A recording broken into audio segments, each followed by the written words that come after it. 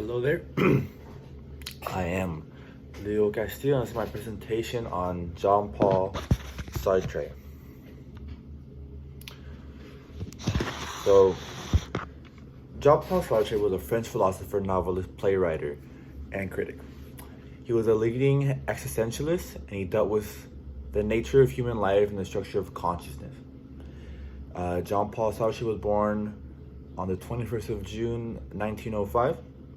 And at a very young age, Jean-Paul Sartre's father did pass due to illness, which forced his mother to move him enter her parents' house, where John was raised by his mother and grandfather, where he was then introduced to classical literature by his grandfather at a young age. John began his interest in philosophy as a teenager in school. And in school, he prevailed in school, and he ended up studying and earned a certificate in psychology, philosophy, history, a history of philosophy, logic, general philosophy, ethics, and sociology and physics. Jean-Paul was also drafted to World War II, where he became a war prisoner, and that's where he began his writing and for his first theatrical piece there. Alright, so the existential philosophy with Jean-Paul Sartre, the two types of beings. So for Sartre, there is a philosophy significant difference between the states of beings, between things in the world and people. For Sartre, things are not conscious. They're not a conscious being, and they cannot make choices on their own. Such as a chair, for example, he sees this as a being in itself. And the reason why it's seen as a being as itself is because such an object being defined by what it does, which makes it itself, which basically just means that the chair will forever be a chair, and its identity stays the same throughout the course of the chair, right? Where this changes, though, this idea, is once you look into the essence of looking at something being for itself, which is defined as which is something that's able to define its essence or itself beyond the surface of just what it is, right? So the surface level of the object or thing, right? For example, a person is a being for itself, for it's able to choose its essence and purpose in life and its identity, and it can distinguish itself from others, making it for itself because it is born one thing, it is born without an identity, and it creates it as it goes on in life. Now, the existential philosophy of Jean-Paul Sartre. For all the reasons before, Sartre came to believe, unlike things, we make our own purpose. We are not born with just one way to create. We are not born with our purpose. We make our own purpose, and we choose our own identity as we grow up. So we do not exist second, but our identity is first. We exist first, and then our identity comes second, and our essence of a person comes second. Because of this, he sees people as radically free, being able to change our emotions and choose and act as who we want to be. And Sartre believed that once someone refuses this identity or this way of thinking, it is of bad faith because they are denying one's radical freedom. Jean-Paul saw nothingness as a different term than just, being nothing, right? Jean-Paul believed that people weren't considered things because they have their own essence, they have their own identity. It wasn't just a set essence, right? So because we had our own identity and our essence, we are not the same as things who our identities are stagnant and are the same as they always would be.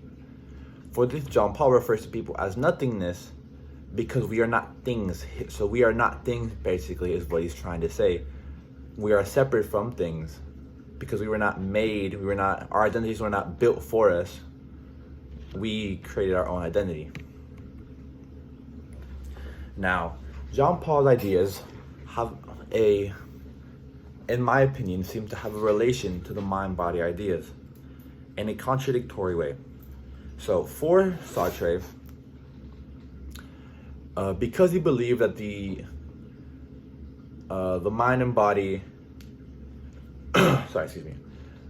because John Paul believed that people were able to choose their own things, right? Choose their own identities, and that things are beings that aren't able to choose their own identities and have a set idea. The idea that one's mind body are separate wouldn't work then if you look into Sartre's ideas, because then saying that one's body is separate from one's mind is saying that one object, one being of either your mind or body, it becomes a thing. Because then saying if your body is separate from your mind and your mind controls your body, then that is saying that your body has its own identity, a set identity, which is to be something, to be a contraption used for the mind to then find its own essence. And because of that, we see that there's a correlation between the mind-body idea because of this. Because then for John Paul, it will be presumed that it will be presumed for his ideas that the mind and body are one, and it's the human being at itself is one thing, and it's not two separate parts being the mind and body, because then we are one thing, we control who we are in general, and we don't have a part of our body that is stagnant, that has its own identity before birth. Our entire body makes its identity as it goes on. Now, the criticism to John Paul was around the existentialist ideas that he had.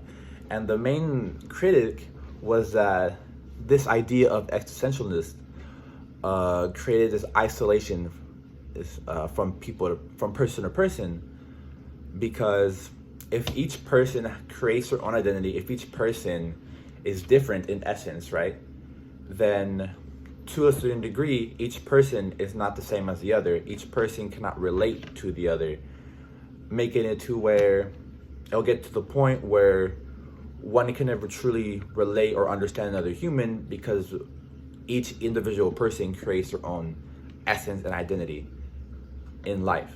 So, and because of that, we do not share the same essence or identity as others, making us each an individual, which then isolates us, because there is not one like us. So, in all, John Paul's belief revolved around the fact that everyone controls their own path. If we have radical freedom, which makes us people, then we choose our own purpose in life, and they're not set to have one. And we do not have a set identity or purpose or essence in life, but we are born and then make our own essence as we get older, as we go on in life. We are born and then we build our identity and our essence. We as people are able to change our identities, which separates us from things, because things have their set identities for their entire existence and before they're even created. And to John Paul, our freedom was also a big part of that, because the freedom to choose our own life and purpose in life is what makes us people, because we have that freedom to choose our essence. We have the ability to choose who we are, and that's what makes us people. And that's what separates us from things. So in conclusion, what separates this idea of existentialist is the idea that one person is able to control their own fate and their own identity and essence, which is why John Paul believes we separate from things, because we are our own. We separate from everything else because we build who we are. And that is my presentation. Thank you.